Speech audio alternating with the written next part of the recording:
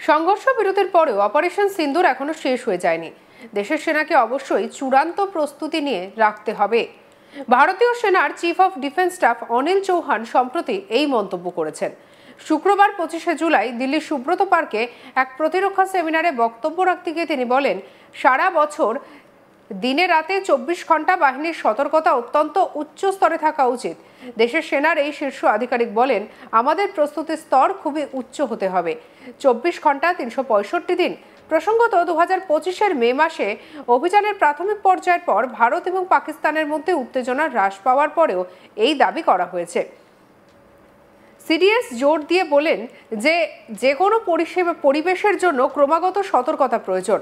CDS জানান, পণ্ডিত যোদ্ধারা ভিন্নভাবে চিন্তা করে, বিন্দুগুলিকে সংযুক্ত করে এই প্রস্তুতি নিশ্চিত করতে পারে। কি বলছেন অনিল চৌহান, শুনবো। As was said earlier, that there are no runners-up in war, and this will be giving examples of Operation Sindoor, which still continues.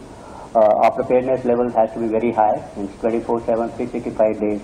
We are living in that kind of an environment, and it's only scholar warriors that can ensure this readiness by thinking differently, connecting the dots.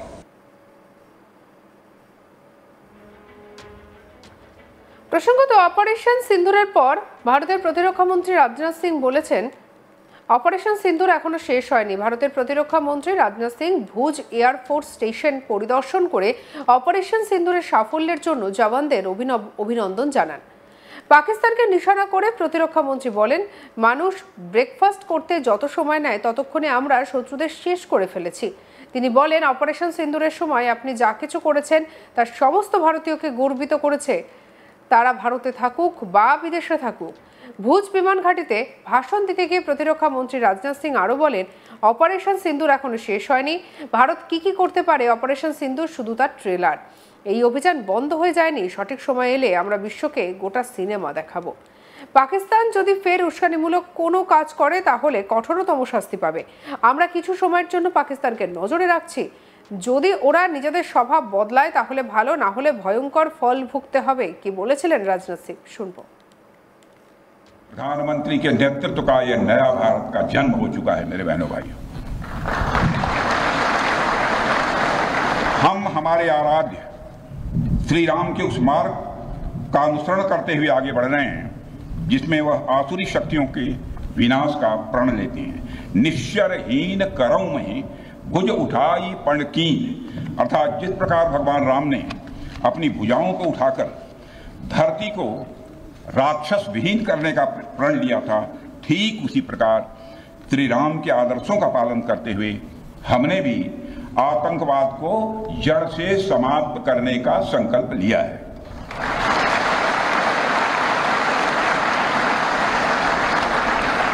साथियों, प्रधानमंत्री मोदी जी के नेतृत्व में हमारी सरकार आने के बाद सैन्य मामलों को लेकर भारत की सोच और सामर्थ्य दोनों में अभूतपूर्व बदलाव आया है। हम भगवान राम के उस सिद्धांत का पालन करते हैं, सठ संग विनय, कुटिल संग प्रीति, सहज कृपण संग सुंदर नीति, अर्थात दुष्ट के साथ विनम्रता, कुटिल के साथ सदाशयता और कंजूस के साथ उदारता का आचरण कभी भी नहीं करना चाहिए। मैं आप लोगों को भी बता रहा हूं, बल्कि सठे साठ्यम समाचरित या टिट फॉर टैट।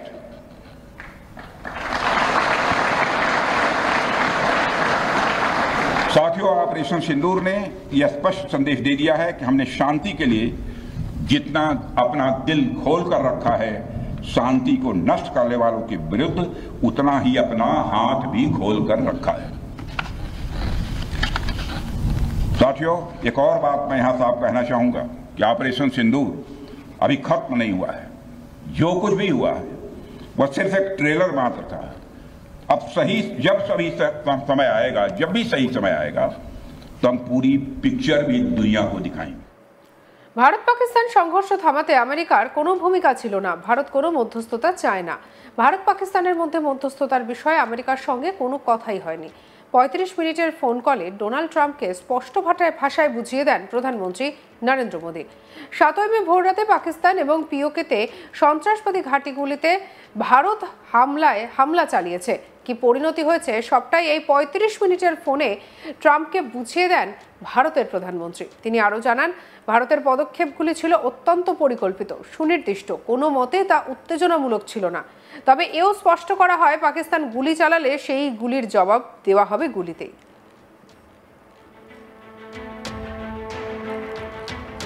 এই বিষয় নিয়ে কি বলেছিলেন নরেন্দ্র মোদী, শুনবো। भारत की आक्रामक कार्रवाई के बाद पाकिस्तान बचने के रास्ते खोजने लगा। पाकिस्तान दुनिया भर में तनाव कम करने के लिए गुहार लगा रहा था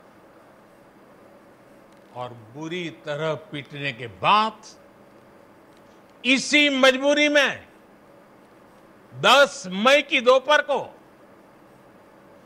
पाकिस्तानी सेना ने हमारे डीजीएमओ को संपर्क किया। तब तक हम आतंकवाद के इंफ्रास्ट्रक्चर को बड़े पैमाने पर तबाह कर चुके थे। आतंकियों को मौत के घाट उतार दिया गया था। पाकिस्तान के सीने में बसाए गए आतंक के अड्डों को हमने खंडहर बना दिया था।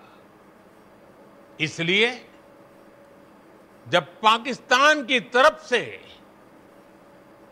गुहार लगाई गई, पाकिस्तान की तरफ से जब ये कहा गया कि उसकी ओर से आगे कोई आतंकी गतिविधि और सैन्य दुस्साहस नहीं दिखाया जाएगा, तो भारत ने भी उस पर विचार किया।